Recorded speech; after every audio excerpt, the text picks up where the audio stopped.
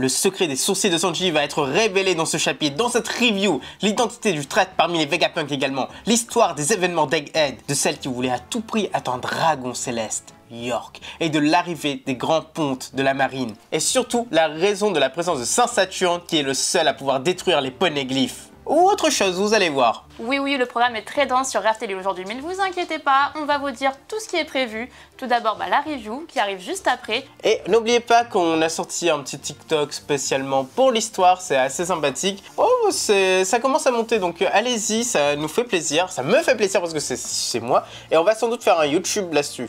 Donc on vous tient au courant, ce sera plus facile pour vous d'y aller. Et place à la vidéo. Allez, c'est parti. Pour la page de couverture, on continue encore avec les maths. Là, on avoue, on ne sait pas si c'est la fin ou pas. Goldie, elle est à fond là. En tout cas, on ne sait pas si c'est la fin ou pas. On se demande qu'est-ce qui peut se passer par la suite. On a eu pas mal de choses, le fight entre les deux, la révélation Vegapunk, c'est le plus gros problème de l'humanité selon eux. Et là, ils font les néo-maths. C'est intéressant, franchement, c'est intéressant. Mais on se demande vraiment qu'est-ce qui peut se passer par la suite. Est-ce que dans les néo-maths, ils vont inclure Queen? Est-ce qu'ils vont aller le chercher? Je crois que le mec, il a été enlevé par Aramaki. Donc, est-ce qu'il est réellement... Oh, t'es trop mignonne. Elle est trop mignonne, elle est trop mignonne. Est-ce qu'ils vont aller à Impel Down pour aller chercher Queen? Mais qu'est-ce qui se passe en fait? On ne sait pas qu'est-ce qu'ils veulent faire. Bon, ils sont pas la force d'y aller, hein. Mais on verra qu'est-ce que ça donne. Ce qu'il y a de bien à noter sur cette image, c'est qu'en fond, on a Reiju et Ishiji qui ont l'air totalement fatigués par la situation. On voit, ils s'en vont, et il y a la petite bulle là pour le gros soupir. Oh bah j'en ai marre, tout ça pour ça quoi. J'aurais peut-être pas dû ramener César. À mon avis, ils se disent ça. Qu'est-ce qu'ils vont faire par la suite? Ils vont pas débarquer avec Ed, c'est quasiment certain. Première vraie page du chapitre. Stussy apprend à Sentamaru que Kizaru arrive sur les lieux, qu'il est censé faire éruption après l'élimination de Vegapunk. Sentamaru du coup s'étonne que son oncle doive se déplacer, et Stussy précise que cet incident est bien plus grand que celui d'Ohara. Vegapunk connaît les mêmes choses que ses historiens, mais il est parti bien plus loin. Et surtout, la défense de l'île n'a rien à voir. Du coup, la force déployée sera forcément proportionnelle. Sentamaru crie à tout le monde de faire absolument tout ce qu'il faut. Il faut préparer les navires et fuir au plus vite.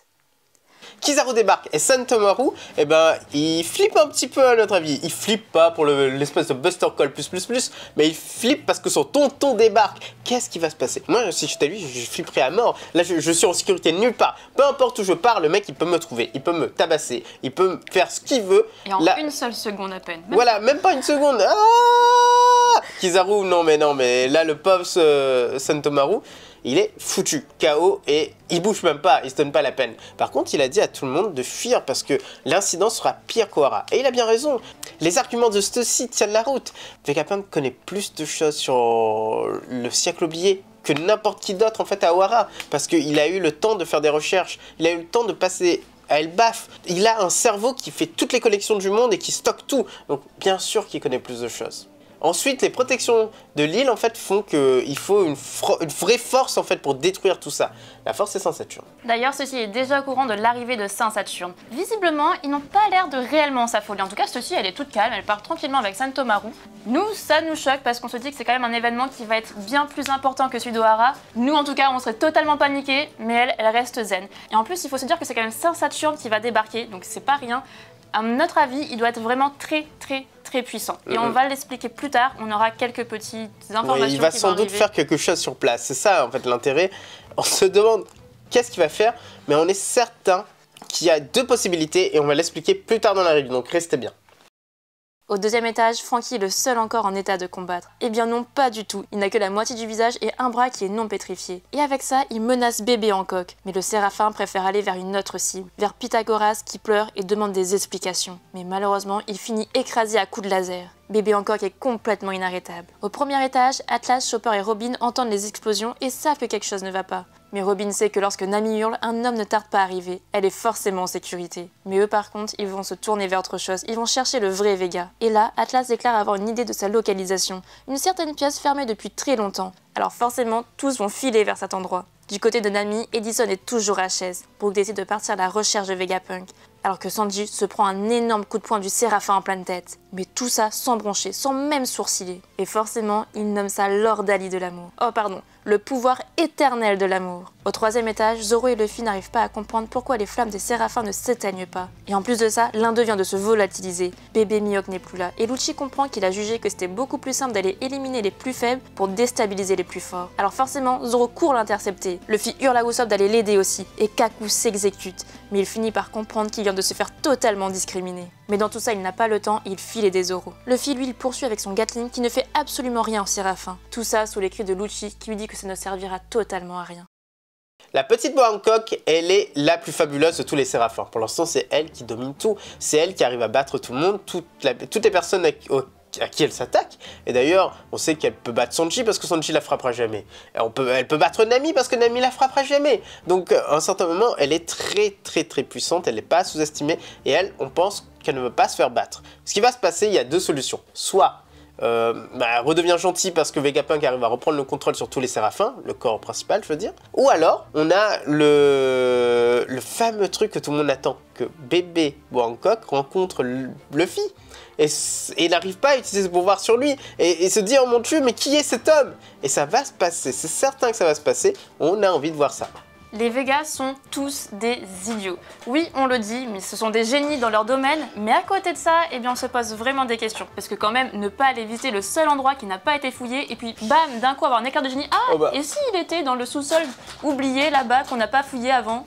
C'est bizarre, mais c'est comme ça. Sanji, c'est le gros point fort de ce chapitre. Pour nous en tout cas, parce que c'est lui qui démonte tout. C'est le Mugiwara qui arrive à résister réellement aux séraphins pour le moment. Qu'il a éveillé son mode Germa, son mode robot, son mode de sourcil inversé. Et d'ailleurs, on a eu pas mal de petites théories en fait pendant le live réaction d'hier d'ailleurs. N'hésitez pas, c'est tous les jeudis, vous pouvez venir, c'est vraiment très agréable. On vous invite même à venir, c'est sur Twitch. Là, ce qui se passe, c'est que c'est mode Lunaria, on s'explique. Les sourcils sont à l'intérieur et Sanji, il est assez vulnérable. On peut le toucher, on peut lui faire mal, il peut être blessé, il peut saigner. Et pouf, les sourcils passent de l'autre côté, à l'extérieur en fait, et là il devient invulnérable. C'est comme les Lunaria, le feu à l'intérieur, la vulnérabilité, le feu à l'extérieur, l'invulnérabilité. C'est exactement ça, et c'est l'expérience qui a le mieux marché, c'est le Germain on dirait. Parce que ses frères sont à peu près comme ça, mais pas aussi puissants. Sanji, c'est devenu une bête féroce, et il est resté lui-même, c'est ça qui est génial. D'ailleurs, bébé Jinbei le voit en fait, en gros coup de poing dans ta face, eh ben, t'as pas vacillé mec. Ah bah oui, t'es dans la merde bébé Jinbei. Et là, on a Lord Ali de l'amour. Et oui, parce que c'est à peu près ça. Il nous parle de... l'amour éternel. Voilà, l'amour éternel. Le pouvoir de l'amour éternel. Le pouvoir de l'amour éternel, c'est carrément un petit clin d'œil à Lord Ali de l'amour qu'on avait sur Skypiea, qui nous, c'est notre arc préféré. Et donc là, ce petit clin d'œil, franchement, il est très appréciable. Ouais, il ne montrait plus qu'il fasse se concasser sur le bébé Jinbei, et ce sera comme pour Skypiea. Bébé Mihawk, il a disparu. Du côté de Luffy, ils sont incapables. Ils n'ont pas vu partir tranquillement. Ah, mais le gamin, il est parti là, non? Et bah oui, il est parti. Et bah il faut le poursuivre. Là, bébé Mihawk, il va où? Parce qu'on a dit qu'il allait cibler les plus faibles. Pas forcément. Nous, on pense qu'il va cibler les personnes qui n'ont pas encore été attaquées. Atlas n'a pas encore été attaqué directement par les séraphins. Sans doute aller vers Atlas. Atlas et avec Robin. Donc ça va bien se passer, normalement. Même si on pense que Robin n'est pas forcément assez puissante. Enfin, elle doit être légèrement en dessous du séraphin Mihawk. C'est un séraphin, quoi. Et elle connaît pas le secret, en fait, des séraphins. Avec les flammes qui doivent s'éteindre quand tu attaques. Elle ne le sait pas. Par contre, ils vont tous se retrouver dans le sous-sol. Et ça va être génial. Parce qu'il y aura York avec bébé Mihawk comme protection. Ça va être super. Ça, on s'attend à voir ça. On s'attend à voir Atlas qui débarque avec une York qui suspend Vegapunk par les pieds ou un truc comme ça en disant bientôt c'est la fin. Toi aussi tu vas mourir. Toi tu crèves, toi tu crèves, toi tu vis. Ah pardon. Toi tu crèves, toi tu crèves, toi tu vis. Et donc ce sera exactement comme ça. Ça va être génial. On a aussi un autre petit clin d'œil, c'est le fait que Kaku se fasse appeler Usopp par Luffy. Là, c'est un gros clin d'œil à Ines Lobby. À chaque fois, Luffy, c'est la même chose. S'il y a un long nez, et bah c'est Usopp. C'est surtout une discrimination là, le pauvre. Il se fait appeler Usopp et en plus le mec il se met en colère, mais après il se rend pas compte directement. D'abord, il fait l'action et après il fait. Bah, en attends. fait, parlez pas de Usopp moi, là. quoi. Mais le mec le plus faible de l'équipage quoi. Tu viens de me traiter d'Usopp là. Non mais il va quand même. Et c'est ça qui est génial, c'est qu'on Kaku obéit. Là, on est dans une configuration qui a totalement changé. Le pouvoir d'un empereur, enfin, du sauveteur, j'ai envie de dire, c'est plutôt intéressant. Et enfin, les flammes des séraphins ne s'éteignent pas. On avait vu, les flammes de bébé Mihawk s'étaient éteintes quand il avait attaqué Zoro. Mais là, c'est pas le cas. C'est plus le cas. Est-ce qu'ils sont passés en full défensive, ce qui serait intéressant? Mais le plus logique pour moi, ce serait que les Séraphins ont évolué grâce à Vegapunk. C'est-à-dire que c'est des Lunaria+++. Les flammes n'ont plus besoin de s'éteindre.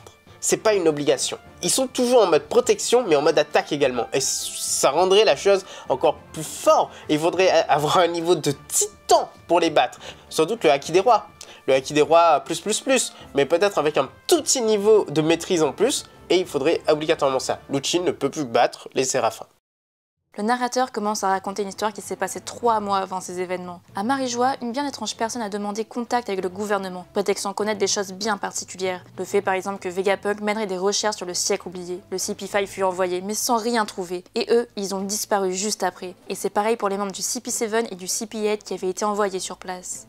Pourtant, cette personne continue d'appeler, et elle fut même mise en contact avec les tenants du pouvoir, avec le Gorosei. Et là, l'ensemble de la trahison du scientifique fut dévoilé. Le Cypherpole fut envoyé pour tuer le professeur. Mais pour être certain du résultat, un membre du Gorosei devait être envoyé sur place. Et tout ça avec une escorte digne de ce nom, l'élite de la marine. Le niveau de tension était celle d'une guerre totale imminente, exactement la même que pour Barbe Blanche. Mais la situation est devenue bien plus complexe. L'équipage du Yonko Luffy a débarqué sur l'île. Et cette suite d'événements sera connue comme l'incident d'Egghead. Et ça choquera le monde entier dès le lendemain. Mais en attendant, cette personne, cette traîtresse, se dirige droit vers son créateur. Tout ça après avoir tué Shaka. Elle va se justifier face aux cris de Vegapunk. Et son nom, ce n'est nul autre que York.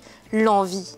Droit dans les yeux, elle lâche qu'elle veut devenir un dragon céleste. Et ça malgré la perplexité de son créateur qui lui dit qu'elle les a déjà vus à l'œuvre, que ses aides sont totalement minables. York évidemment elle en rigole, disant entendre les paroles de Shaka.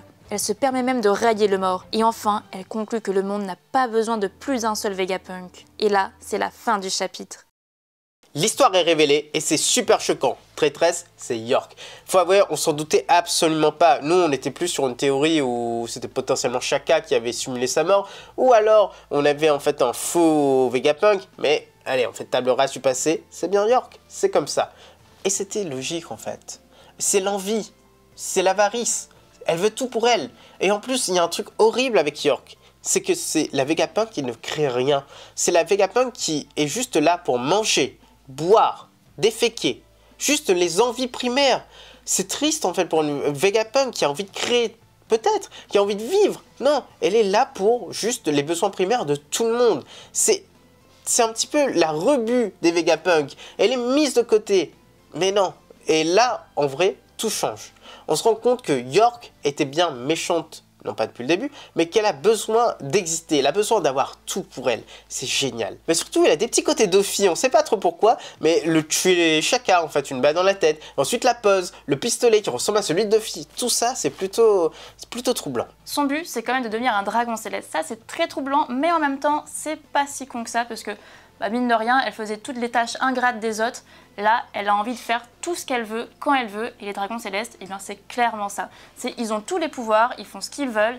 Et là, pour se sentir exister, elle veut devenir un dragon céleste, tout simplement. Exactement, et c'est plutôt intéressant. Et elle a totalement raison. D'ailleurs, c'est dit explicitement qu'elle a déjà rencontré des dragons célestes. Elle est déjà partie sur Marijois. Mais pourquoi faire ça? Tout simplement pour présenter leurs recherches. Mais plus encore, c'est que les dragons célestes, eh ben, ils avaient besoin d'une protection. Et le Gorosei surtout. Ils sont partis là-bas pour tester le système des Séraphins. Est-ce qu'ils écoutaient réellement le Gorosei? Ou alors juste enregistrer la voix du Gorosei et la présence, en fait, tout ce qui fait en fait un Gorosei, un monde des 5 anciens, pour que les Séraphins s'en souviennent à jamais. Deuxièmement, ce serait une livraison de Séraphins. Il y a plein de Séraphins qu'on estime exister, qui ne sont pas encore arrivés.